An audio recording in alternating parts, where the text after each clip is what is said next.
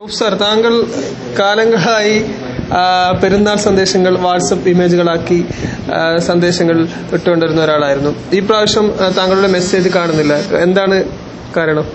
കാരണം ഇപ്പോഴേ ഈ ഇമേജ് പറഞ്ഞാല് മത്സ്യവില്പനക്കാരും അതുപോലെ തന്നെ ചെരുപ്പൂത്തികളും വഴി നടന്നു പോകുന്ന ആളുകളും മുഴുവനും ഇമേജ് ഇടുന്ന ഒരു കാലത്തിലേക്ക് എത്തിയിട്ടുണ്ട്. അപ്പൊ അതുകൊണ്ട് അതിന്റെ പ്രസക്തി നഷ്ടപ്പെട്ടുകൊണ്ടാണ് ഞാൻ ഇത് ഒഴിവായത്. അസ്സലാമു അലൈക്കും. ഗ്രൂപ്പിലെ അംഗങ്ങൾക്ക് എല്ലാവർക്കും അതിന്റെ ബലിപെരുന്നാൾ ആശംസകൾ നേരുന്നു. മുകളിലൊരു ഓഡിയോ റെക്കോർഡുമായി ബന്ധപ്പെട്ടുള്ള ഒരു വിശദീകരണം. കാരണം ഞങ്ങൾ ആരെയും ഉദ്ദേശിച്ചിട്ട് പറഞ്ഞതൊന്നുമല്ല. ഞങ്ങൾ അവിടെ സ്വകാര്യ തമാശ രൂപങ്ങളിൽ സംസാരിക്കുന്ന സമയത്ത് അതങ്ങനെ ചെയ്തു, അല്ലാതെ ആരെങ്കിലും ഉദ്ദേശിച്ച് പറഞ്ഞതല്ല.